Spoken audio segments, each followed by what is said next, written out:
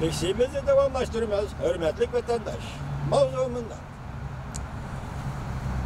Mınvanco dilosunun acellik yeri şu boldu ki, Xi Jinping'nin arka yolunu kesip taşladı.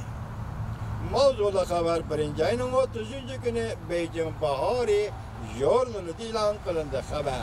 Bundan başlandı. Çünkü Kompartiyası imtiyazlıkları şunun için en belgelik çet el pasportunu saklaydı ki, mal mülkünü balıcakısını yötkeş, Yilger Toşkan'ın 3 uvusu var diyenini oylaş Allah'ıdır. Partiya içinde köreşir yaksıya devri kırgen ama medeniyet inkılabı Çin şuguan kozgulunu ve 4. yol vakası asli keltüreşle talep kılış diyenler şu aman başladı da otlarını çıkıp. Garp dünyası berep tağını yötkeydiğe yügün buluşku doğru kelidi. Mesela cüngüde kaçıp çıkış doğru kelidi.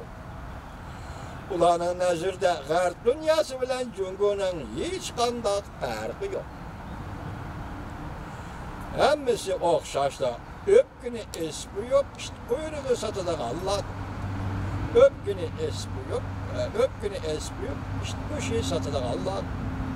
Lekin garp dünyası kanunlu espi yok, işte bu şey satıdan Allah bolsa, Cungo kuruluğu sosyalizm viviskisini espi yok, mustabitizmlik işte ne bu şeyini satıdan devlet. Şuna ula Cungo'nun imtiyazlıkları bunda hata hesaplaydı. Garp dünyası özünün şençilik arıqtiriyor. Siyasi amıllara kayırıp koyup fikir kılsak, Cungo'da gün sayın yamanlaşıvatkan muhit bulğunu şunu hatırcam yaşaşka faydasızdır. Şunu Cungo'nun imtiyazlıkları elbette özlerinin evladını garp dünyası tabiiyeciye koyuştu. Alaydı.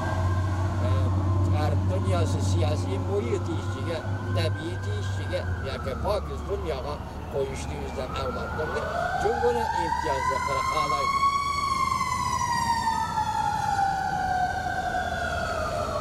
Top bile düşken bir parça taştı. Mınvanco Kanada aeroportunda aeroplan almaştırılan bir peyto kolgıdır.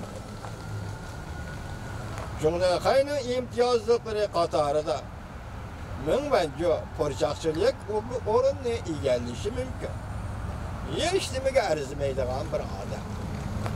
Lekin Mınvanco dilasının acellik yeri şu boldu ki Cungo Kompartiyasının imtiyazlıkları ana bundan keyin garp dünyası da kanunun soraklarga göç keladiganligidan derekmedi.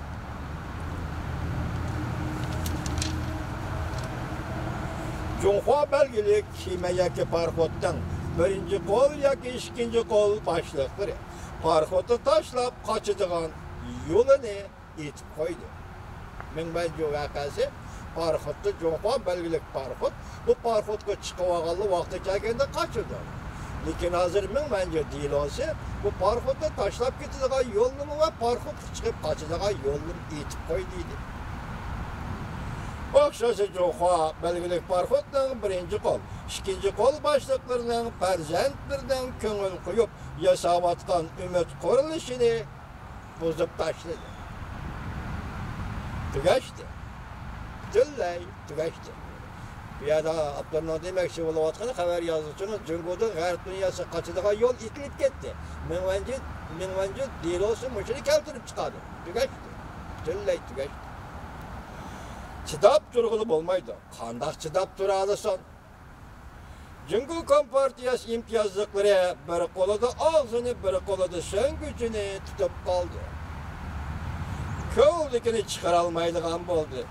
Steriya keseli qo'zg'olib, odam tutib, odam o'ldirishga, xordar bo'lishga boshladi. Mush yerga kelganda bo'ron chapqon ha degan hamma Jonhua belgelik parxodning birinchi qo'l va ikkinchi qo'l boshlig'i parxodga kelib, parxodga chiqqan yana boshqa yo'lovchilar bilan birlikda o'limga yuzlanadigan bo'ldi.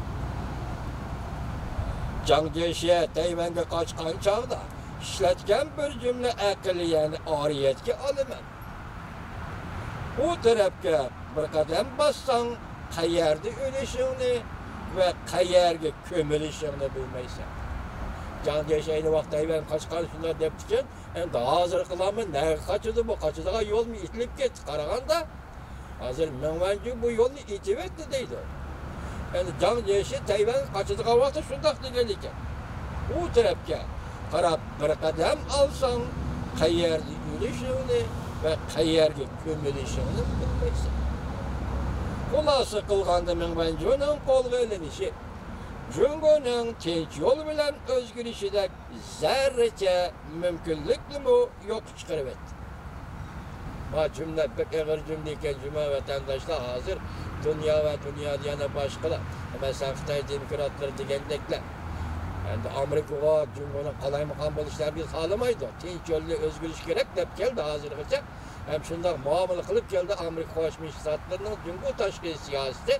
Endi meya kelganda Mingvanju delosi hozir Jungoliklarning umidini uzib etdi. Qochadigan yo'lini kesib etdi. Parxodda tashlab qochamaydi ve kaçıp verip bu olturduğu orada tapanmaydı. Nemi deydi? Jangjeshining sözü bilan bu qadamni alırsan o tarafga qarab mang'ilsan, biroq o'lganda qayerga ko'milasan, uni bilmaysan. Endi oxiri kelib nima deydi? Shunglashqa hozir endi Mingvanju delosi Jungoni tinch yo'l bilan o'zgarishning mumkinligini yo'q deb etdi. Yo'q chiqarib etdi. Bu ayol Mingvanju 1 milyar 300 milyon Jungolikni azap, uqubatning bir kunlariga oprida qiladigan bo'ldi. Bu ayol Mingvanju 1 milyon, kechiringlar 1 milyar 300 milyon Jungolikni eg'er kunlarga yoki bir kunga oprida qiladigan bo'ldi. Bu yerda Beijing bahori nima demakki? Bu Hopkins apandining taklifidagi Beijing bahori yonida bu yerda nima demakki? Jungo ishga burish ko'rib qolamdi. Qanday kuch jarayonini ko'rib qolamdi. Buni chendan qochadigan yo'l topolmay Jungoda shunday bir ishni qilib solammi degan keldim. Shuni ansiravatida Xitoyning ziyolilar, ya'ni Jungoda ishga qalaymaganchilik, o'zaro qirg'in qilish o'tirg'i chiqib qolammi deb. Shunga bu xabar desak, xabar bu bir pilyaton shaklda yozilgan xabar ekan, vatandoshlarning vaziyatni tahlil qilishiga foydasi degan umidda taqdim. Endi tuvanda sizlar bilan birga vatandoshlar biz muhokama qilamiz.